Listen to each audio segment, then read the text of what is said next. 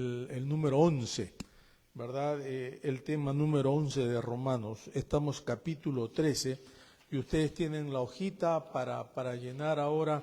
El tema de hoy es sometimiento a las autoridades civiles o al gobierno, como regularmente nosotros decimos.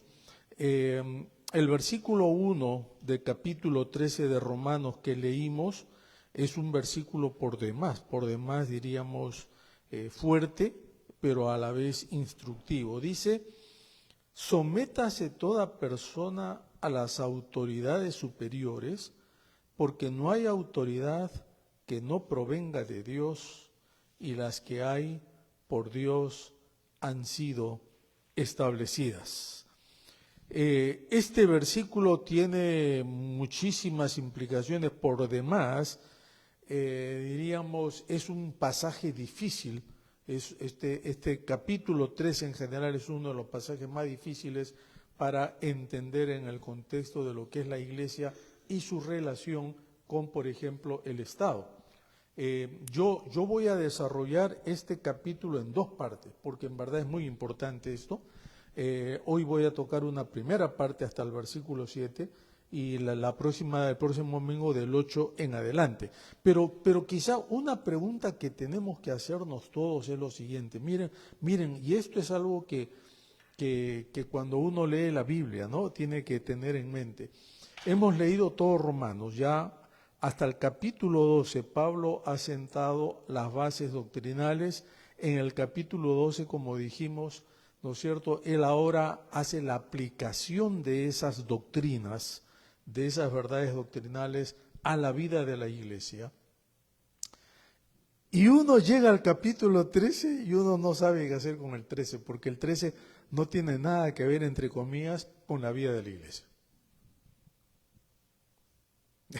Entonces, es interesante, repasando lo que comentaristas y biblistas han dicho sobre este capítulo 13, hay muchos que simplemente se rascan la cabeza y dicen: ¿cómo Pablo de los dones del capítulo 12 salta, obedezcan a todas las autoridades civiles?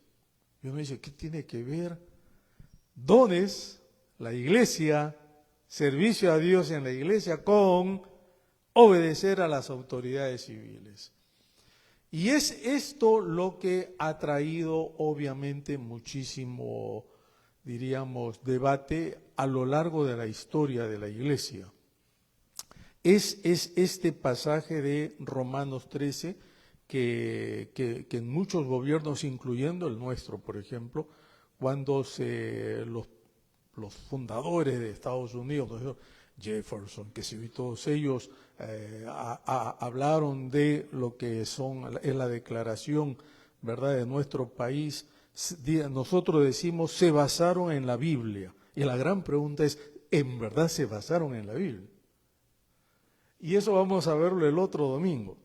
Pero por ahora la pregunta queda como una pregunta que nos va a ayudar a entender por qué Pablo pide que la Iglesia obedezca a las autoridades civiles, se someta a las autoridades civiles, haga, diríamos, todo lo que una persona que no es de la Iglesia también debe hacer, y qué de aquellas leyes que van en contra, vamos a ponerlo de esa manera, en contra de lo que quizá la palabra de Dios pudiera mandarnos.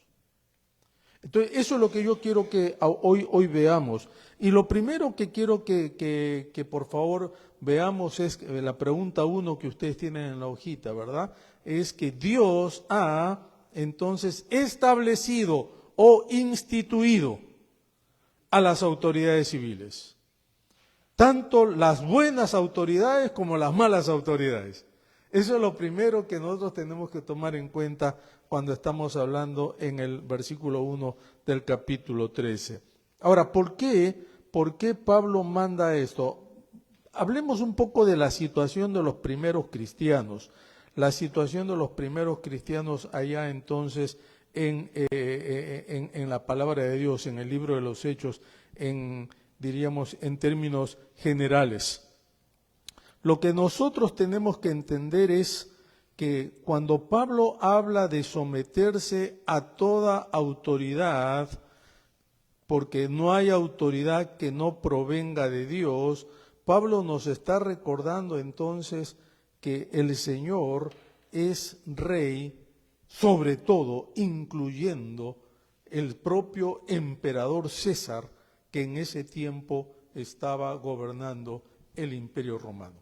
Ahora, miren ustedes, hermanos, que aun cuando mucha gente dice la Biblia no habla de política, y es verdad, la Biblia no toca ese tema, pero cada vez que, por ejemplo, los primeros cristianos decían Jesucristo es el Señor, después que resucita, Jesucristo es el Señor, Filipenses capítulo 2, Colosenses capítulo 1, era una declaración, vamos a llamar así, política, porque César, el emperador de Roma, él se hacía llamar el Señor de todo el imperio. Y resulta entonces que los primeros cristianos decían, no, el único Señor de no solamente del imperio, sino de todo el universo es Jesucristo. Y es por eso entonces que los primeros cristianos fueron perseguidos, fueron matados, ¿verdad? Fueron torturados, fueron expulsados, por ejemplo, de Roma. El emperador expulsó a cantidad de cristianos judíos de Roma, muy posiblemente porque esos cristianos no querían ser parte de lo que se llamaba, ¿no es cierto?, la obediencia ciega al emperador. Y de esta forma entonces los primeros cristianos sufrieron. Pero otra cosa que a mí me llama la atención en todo esto es que el Evangelio siempre ha sido lo que nosotros llamamos, hermanos, ¿verdad?, un Evangelio que es contracultura. Es decir, el Evangelio se opone a la cultura dominante o a las normas sociales predominantes en el mundo en el cual vivimos. Y entonces acá parecería que hay una contradicción. Por eso es que cuando uno lee la Biblia y uno la lee quizá de una manera muy así por arriba, la gente dice tiene contradicciones. Porque Pablo acá está diciendo obedezcan a todas las autoridades, obedezcan todas las normas, obedezcan todas las leyes, obedezcan todo lo que el gobierno dice. Y por otro lado, en Romanos 12, capítulo 1, Pablo dice, así que hermanos, yo les ruego por las misericordias de Dios que no se amolden a este mundo. Entonces, ahí viene una aparente contradicción. Porque Pablo por un lado dice, no se adapten al mundo, capítulo 12, pero en el capítulo 13 dice, obedezcan en todo lo que las autoridades están diciendo. Y creo que acá para los teólogos esto es mucho más fácil de entender porque para los teólogos, ¿verdad?, hay tal cosa como lo que se llama un principio, diríamos, de apoyar lo que es, vamos a decir así, las Sagradas Escrituras, lo que el Señor enseña, eso es una cosa. Y otra cosa muy distinta es cuando, por ejemplo, un gobierno da leyes que van en contra de lo que sería el mandato claro de Dios.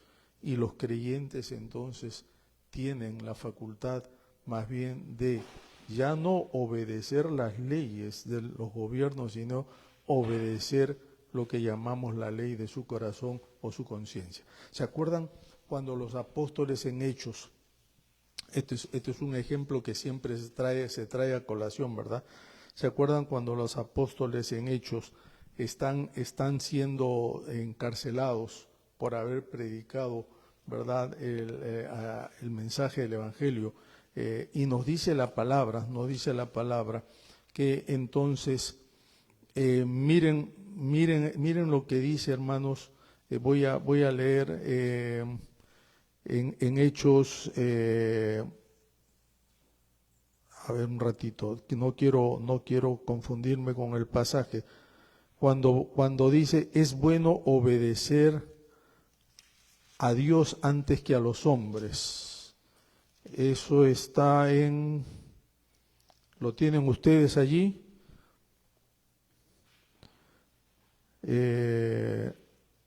A ver. Bueno.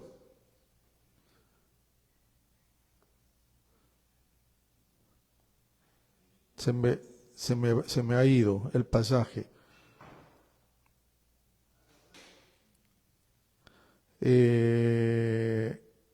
Bueno, no interesa. Después lo vamos a encontrar. 5:29. Gracias, Carlitos. Gracias, Carlitos. A ver, léelo, Carlitos, por favor. Ah, sí, acá está, cuando Pedro y Juan son parceros. Sí, adelante, Carlos.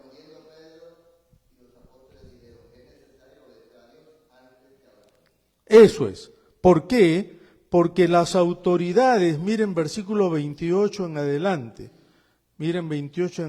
las autoridades luego que a Pedro y a Juan los encarcelan les dicen, ¿ustedes por qué siguen predicando el Evangelio si nosotros le hemos prohibido que lo hagan? Y Pedro entonces con ese coraje que tenía, ¿no?, esa valentía que tenía, Pedro le dice, porque a nosotros, y miren lo que dice, ¿no?, para nosotros primero es obedecer a Dios antes que a los hombres.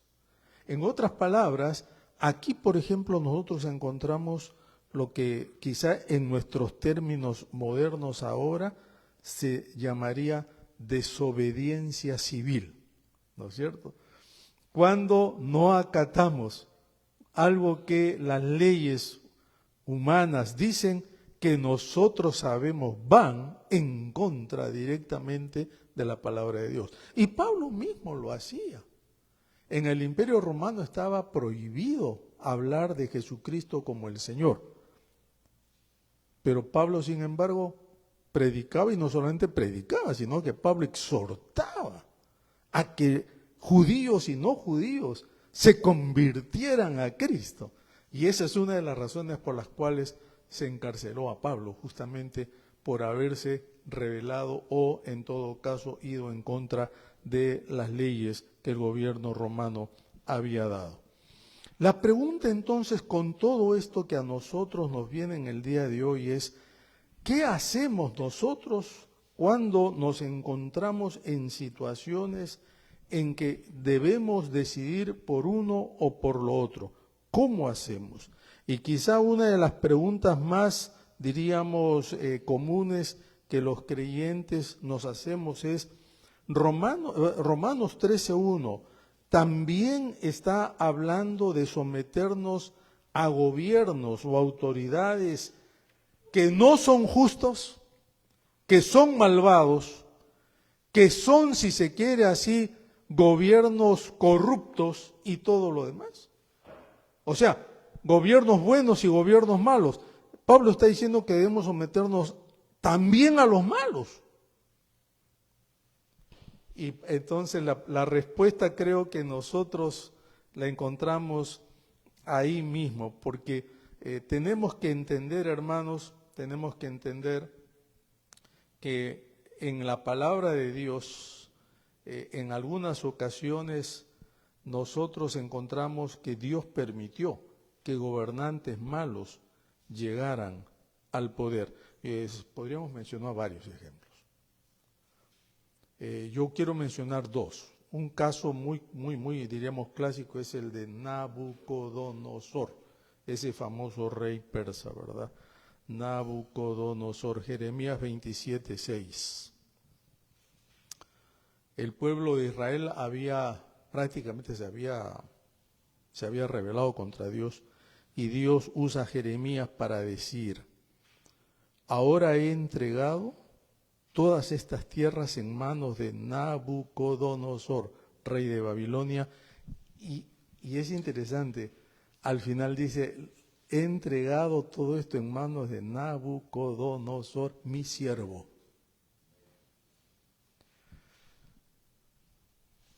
Y esto ha traído mucha confusión, porque Romanos 13 dice lo mismo, ¿verdad?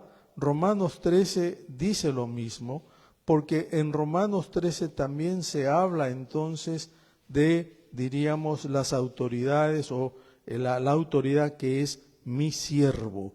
Y cuando uno piensa que aquí se podría estar confundiendo las cosas, entonces tenemos que analizar el pasaje. Miren lo que dice 13:4, porque las autoridades están al servicio de Dios para tu bien, pero si haces lo malo teme, porque no en vano lleva la espada, pues está al servicio de Dios. En otras versiones dice, pues ellos son mis siervos, o es mi siervo, para hacer justicia y para castigar al que hace lo malo. El hecho de que Dios haya permitido que Nabucodonosor llegue al poder, y Nabucodonosor destruyó Jerusalén, dicho sea de paso, ¿no? Uno puede decir, pero ¿cómo Dios va a permitir una cosa así? Dios permite que este hombre llegue al poder y este hombre destruye Jerusalén. Y encima le llama mi siervo. La palabra siervo acá en la palabra puede ser utilizada para una persona que cumple una función de Dios, como los diáconos, por ejemplo, en el libro de los Hechos, o el mismo Pablo que se llama yo Pablo, siervo de Jesucristo. Pero también la palabra siervo puede ser traducida como instrumento o vehículo para algo, para una función, que es lo que aparece acá en Romanos capítulo 13. La autoridad, no necesariamente personas, sino la autoridad. Claro, en el idioma original hay un juego de palabras que no vale la pena ahora entrar en eso, pero en el idioma original dice, la autoridad es mi siervo o es mi instrumento para hacer bien a los que hacen bien y castigar a los que hacen mal. Necesariamente no habla de personas, sino de el instrumento de autoridad o poder, que en este caso, ¿no es cierto?, los gobernantes ejercen. Pero algo más que aparece acá es lo siguiente, ¿verdad? Miren ustedes que la palabra entonces que el Señor por lo menos a nosotros nos enseña es que aún por encima de todo ello, si bien Dios permite que una persona malvada llegue al poder, necesariamente no es que esté aprobando lo que esa persona haga. Y esto es algo que tenemos que entender, hermanos. A veces es como cuando uno ve a una persona que es bendecida por Dios. Todo lo que hace esa persona prospera. Y uno piensa, ¿no? Y uno dice, esta persona debe andar rectamente en los ojos de Dios porque todo le sale bien, todo le va bien, Dios le bendice en todo. Y no necesariamente es así. Porque la bendición de Dios no es aprobación de Dios. Si Dios te bendice a ti, no es porque Dios está contento contigo. Puede ser que sí, puede ser que no, solamente tú lo sabes. Pero la bendición de Dios es una gracia. Y la gracia es lo que nosotros llamamos inmerecida. Dios te bendice a ti no porque tú lo merezcas, sino porque Dios en su infinito amor bendice a buenos y malos. Bueno, eso dice la palabra, ¿no? El sol sale para buenos y malos, la lluvia para buenos y malos. Lo mismo sucede con la autoridad. La autoridad de un gobernante no es necesariamente porque Dios esté feliz con esa persona y lo usa para algo en especial, sino porque eso, dice la palabra, es para poner límites, para poner orden, para poner lo que llamamos nosotros, ¿no es cierto?, algún tipo de tranquilidad en las naciones, porque de lo contrario sería un caos. Si no hubiera ese orden, si no hubiera alguien que haga valer las leyes, todo sería un caos. Y Dios entonces escoge la autoridad de los gobernantes para que los países puedan vivir civilizadamente, sin que eso otra vez signifique la aprobación de Dios. Por eso es que Nabucodonosor aparece como uno de estos que Dios entonces guió a lo que llamamos el poder. Otro ejemplo es Pilato. Pilato llega a ser gobernante romano en todo lo que era, ¿verdad?, Jerusalén y todo lo demás, ¿verdad? No porque Dios lo recompensa por su buena conducta, sino porque Dios así lo determina para llevar adelante su obra. Y ahora acá viene otra de las, entre comillas, contradicciones. ¿Por qué Dios permitió que Pilato subiera al poder cuando luego este hombre condena a la persona más justa que pisó esta tierra? Eso es algo, hermanos, que tenemos que ponernos a pensar. Porque todo el capítulo 13, miren lo que dice, ¿no? Que toda autoridad ha sido puesta por Dios para castigar al que hace lo malo, para recompensar al que hace el bien. Y uno dice, ¿Pilato en qué sentido cumple esto? Si más bien Pilato fue todo lo contrario. No ha habido otra persona más justa que Jesús en la tierra, y Pilato, sin embargo, lo condenó a muerte. Lo que es más, Pilato le dice al Señor Jesús, ¿no es cierto? Allí en Juan 19:10 le dice, ¿tú no sabes acaso que yo tengo autoridad? Y esa es la misma palabra que se usa en Romanos 13. ¿Tú no sabes que tengo autoridad para soltarte y autoridad para crucificarte? Y Jesús le responde con una convicción impresionante. Jesús le responde y le dice, tú no tendrías ninguna autoridad sobre mí si no te hubiera sido dada, ¿por quién? Por mi Padre, que está en los cielos. Impresionante, hermanos. Nuevamente acá vemos que no es que Dios estaba feliz porque Pilato era un buen gobernante o lo que sea, sino que él estaba para poner orden y naturalmente dentro de todo eso Pilato comete el error más horrible de su vida, condenando al Señor Jesús y mandándolo a la muerte. ¿Qué es lo que sucede con nuestros gobiernos terrenales?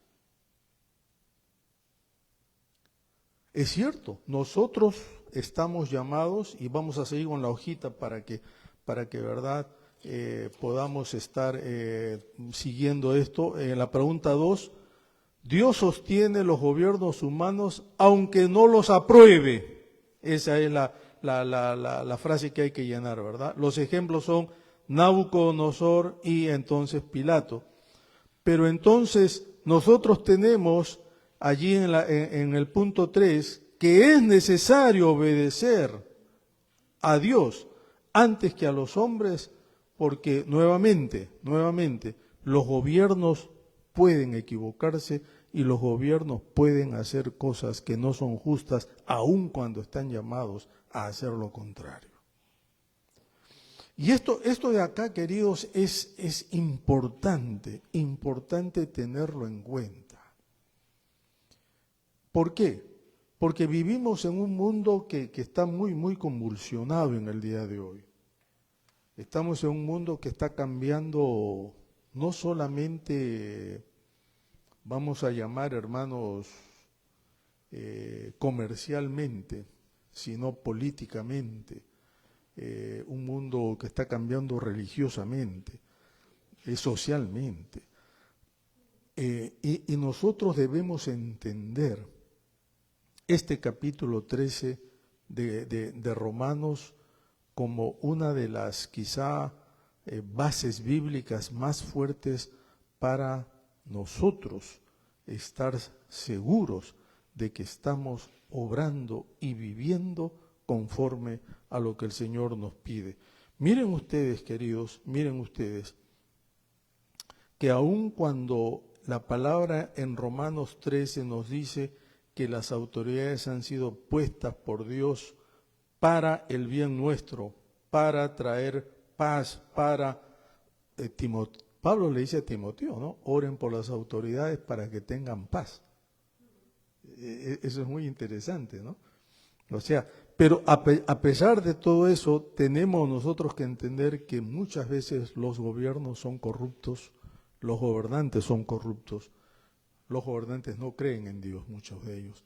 Los gobernantes no les interesa prácticamente lo que pueda hacer la iglesia, no les interesa nada de eso. A muchos, no a todos, pero a muchos. Y nosotros estamos aquí en este mundo.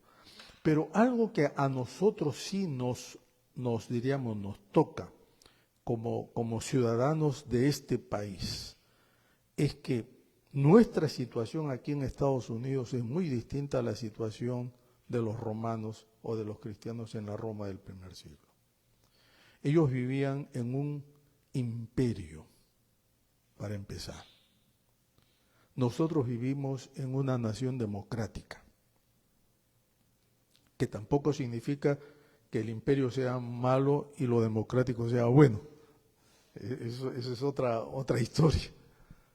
Pero lo que estamos tratando de decir es que los primeros, los primeros cristianos o los ciudadanos romanos nunca votaron para tener a un emperador o a un rey. Ellos eran impuestos. Nosotros acá sí votamos para tener un gobernador o un presidente. Y es por eso la seriedad en todo esto que a veces, con todo lo que está pasando en el mundo, nos olvidamos. Hay mucho juego político, esa es la verdad.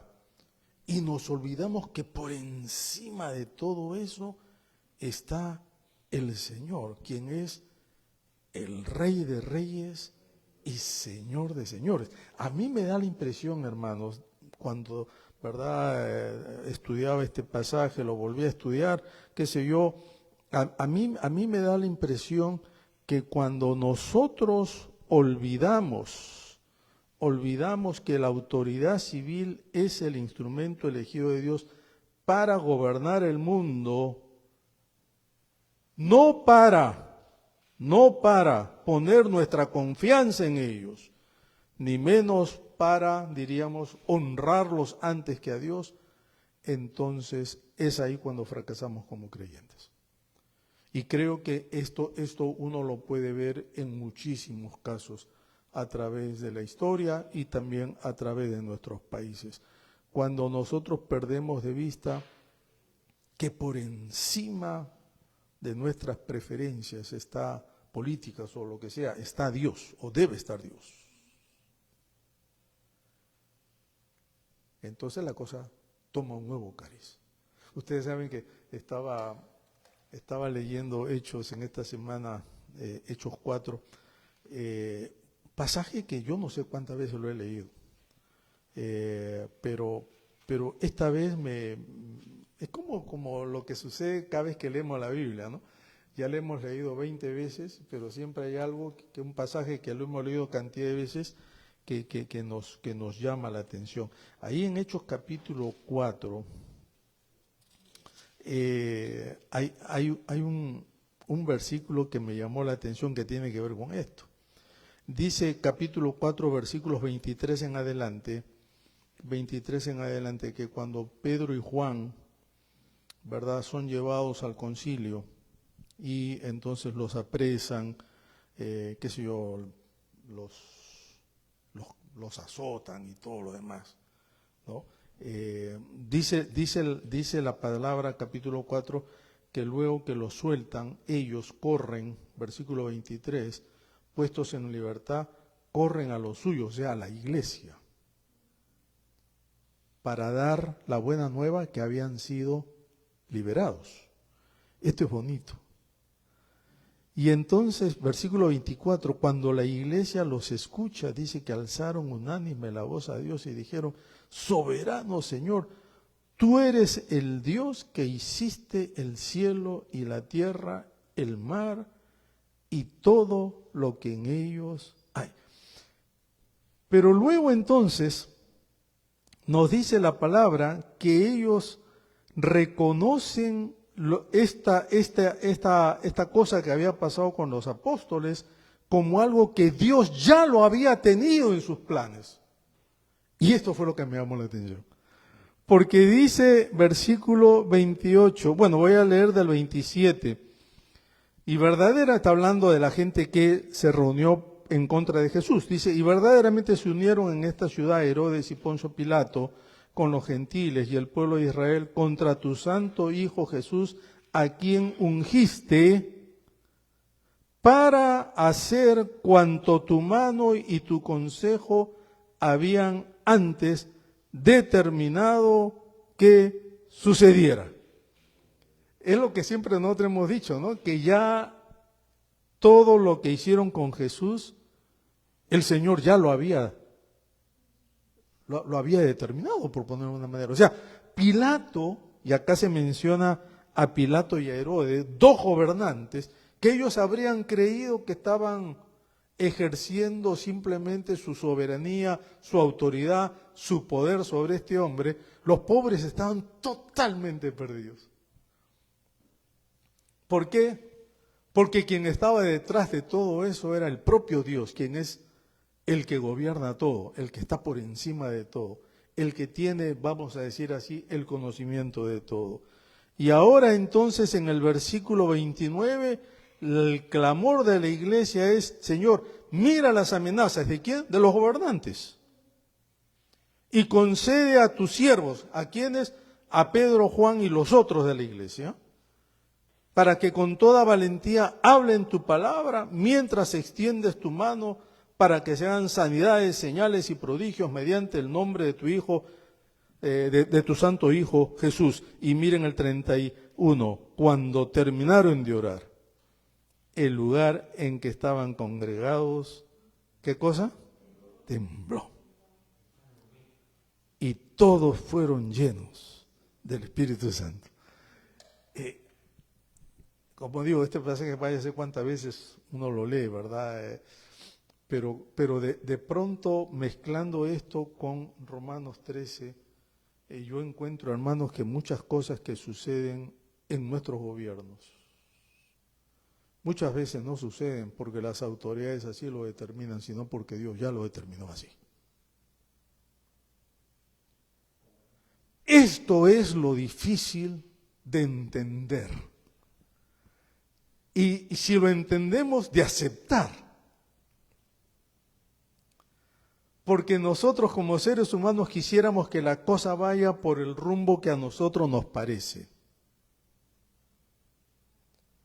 Y permítanme exponerles algo, hermanos, un ejemplo, que el próximo domingo vamos a ver, pero hablando de acá de nuestro país, y también puede ser que se aplique a todo el mundo. Cada país ha tenido lo que llamamos nosotros sus momentos así de decisión, sus puntos importantes en su historia que han cambiado la nación. Uno de los puntos acá en nuestro país fue toda la guerra civil. No vamos a meternos en eso porque sería pasar muchísimo tiempo discutiendo, pero sin lugar a duda, eso cambió nuestra nación. Toda la lucha de la libertad para con los negros. Eso es algo que simplemente nos cambió a todos. Yo recuerdo a un profesor peruano que en el año 1959 por primera vez vino a este país a dar clases en una universidad. Y él me decía que yendo en el Greyhound de una ciudad a otra, pararon a tomar un café en un restaurante. Y cuando todos bajaron a tomar, ¿verdad?, café a ese restaurante, él se encuentra que en los baños había carteles que decía que no se aceptaba gente de color allí. Y este profesor me decía, jamás en mi vida me había tocado con algo así. Y él dice, ¿a dónde yo podía entrar ahora? No podía tomar agua porque había un cartel que decía lo mismo. Y él me decía, yo he estado en prácticamente todo el mundo y no he visto nada de esto. Pero todo eso cambió con todo lo que fue, ¿no es cierto?, el movimiento justamente, qué sé yo, de los años 60 y todo lo demás. Ahora estamos viendo otro movimiento grande que al igual que los otros y otros más, está cambiando y va a cambiar totalmente a nuestra nación, que es todo el asunto migratorio, que no es solamente acá en Estados Unidos, sino esto sí es a nivel mundial. Y miren ustedes, hermanos, que ahora a nosotros nos toca leer esto a la luz de las Escrituras. Porque las Escrituras no dan pormenores. ¿Qué leyes debemos obedecer y qué leyes no debemos obedecer? O sea, nosotros sabemos que si hay una señal de parar, de stop sign, ¿no?, ahí en la esquina, yo debo parar, porque eso está claro por las regulaciones. Que no debo ir a más de, qué sé yo, 35, 40 en una zona, qué sé yo, residencial, lo que sea. Eso está claro. Pero ¿qué hacemos con estas enseñanzas de Pablo que dicen, sométanse a toda autoridad? Porque toda autoridad ha sido puesta por Dios. ¿En qué momento o en qué circunstancia el creyente entonces debe elegir y decir, ahora yo debo obedecer a Dios y no a los hombres? ¿Y qué implicaciones eso puede traer? Nosotros vivimos en un país libre, hermanos. Nosotros vivimos en un país libre. Acá, por lo menos, ¿no?, uno puede hacer, entre comillas, lo que quiere y decir lo que quiere. Entre comillas, digo, porque eso también ya está cambiando. En otras naciones, olvídense. No se puede hacer. Yo les conté, creo a ustedes, andando en un país, qué sé yo, X, no voy a decir cuál país, pero donde no tenemos estas libertades. Yo estaba con un amigo nacional de esa nación, caminando por la calle, ¿verdad? Y al frente, cruzando la calle nomás, había un hombre pateando, golpeando a una mujer. Y yo veía que la gente venía así y le daba vuelta y seguía, y el hombre seguía, pero masacrando a esa mujer. Entonces yo le digo a mi amigo, oye, vamos a ayudar, vamos. Entonces yo hice el intento de cruzar para ayudar y él me paró y me dijo, tú no puedes hacer eso. Y le digo, ¿cómo que no puedo hacer eso? No, dice, esto no es Estados Unidos. Esto es este país. Acá las leyes dicen que el hombre tiene, si se quiere así, no solamente autoridad, sino la mujer es propiedad del marido. Y que el marido pueda hacer lo que quiere con ella. Yo le decía, es que no puede ser, la va a matar. Eso no es asunto tuyo. Y ni te metas porque tú eres extranjero acá. Así que no puedes hacer mucho.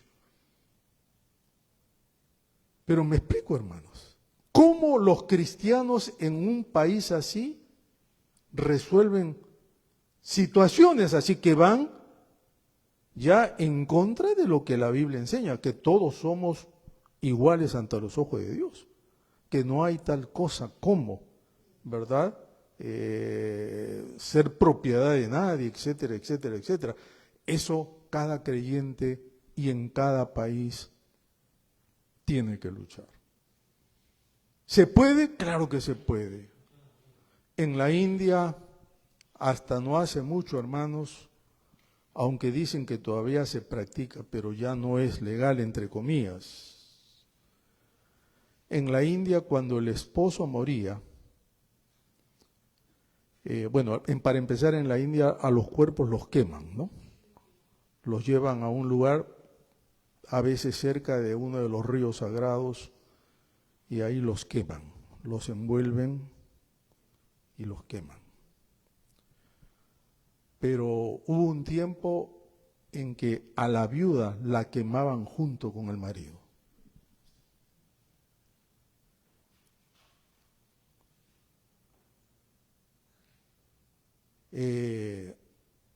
Era la ley. Hubo un misionero británico que al ver eso, él dijo, es que esta ley no puede ser una ley humana.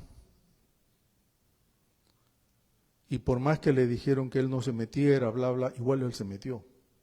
Claro, él era un misionero británico y tenía en cierta medida la protección de su gobierno. Bueno, la historia larga corta, después de muchos años de lucha, este misionero logró que esa ley se aboliera y que ya entonces las viudas no fueran quemadas con sus esposos muertos. Pero saben, eso tomó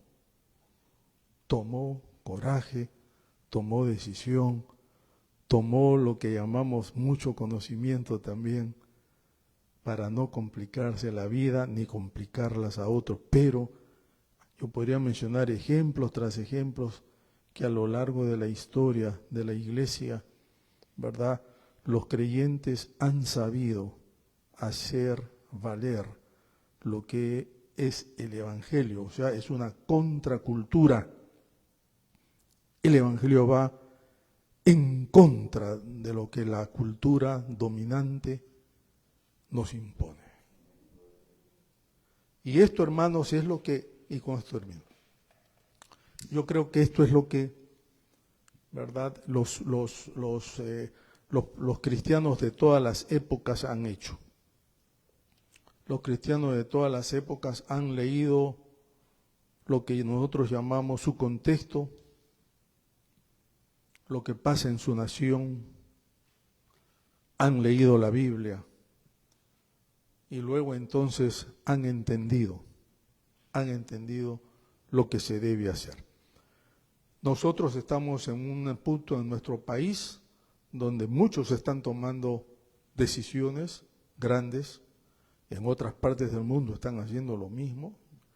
Yo tengo amigos en varios lugares que me hablan de lo que están haciendo, pero yo creo que sí vivimos en un momento de cambios, no solo económicos, hermanos, no solo económicos, sino cambios sociales, cambios religiosos, cambios de toda índole.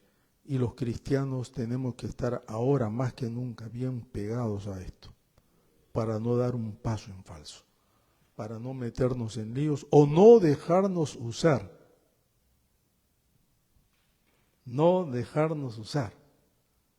por personas inescrupulosas que quizá quieren engañarnos o confundirnos. Esto es lo que estaba en mi corazón para esta mañana, hermanos. Es un tema muy difícil, yo les confieso. Es un tema muy difícil, ¿verdad? Pero la próxima semana vamos a continuar con esto porque hay una, ¿cómo llamaríamos? Hay una, no es solución, pero Pablo da como una explicación por qué es que nosotros tenemos que someternos a las autoridades. Y esto es lo que yo quiero que veamos el próximo domingo con un poquito más de detalle. Que Dios nos bendiga.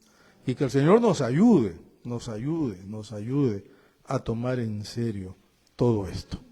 Amén, amén. Carrito, vamos a levantar las ofrendas ahora, por favor. Sí. El martes tenemos nuestro tiempo de oración, queridos. No nos olvidemos, martes 7:30 en Zoom. Y luego entonces, Ingrid, los avisos para junio, por favor.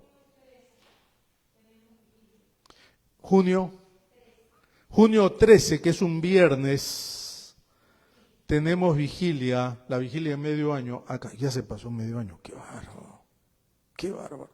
La tendremos acá, entonces, 8 de la noche, de 8 a 12, ¿no? Es una media vigilia, en verdad. Así que de 8 a 12, hermanos, separemos esa fecha. ¿Algo más, Ingrid? Para junio estamos ahí, ¿no? Ya empezamos el verano, ya los chicos están graduándose de la escuela, hay que orar por nuestros chicos también, por los que van a la universidad o empiezan clases, y otros que van a estar regresando, como Alejandro, ¿no es cierto? Así que vamos a seguir orando también por todos ellos. Carlitos, por favor. El estudio bíblico, perdón, gracias, Tato. El estudio bíblico el jueves, también a las 8, ¿no? 8:30, el estudio. Y oren también por mí, hermanos, que estaré, como dije, en esta asamblea de la Alianza, ahora en Ohio, de martes a viernes, para que el Señor nos dé una linda conferencia ahí. Carlitos.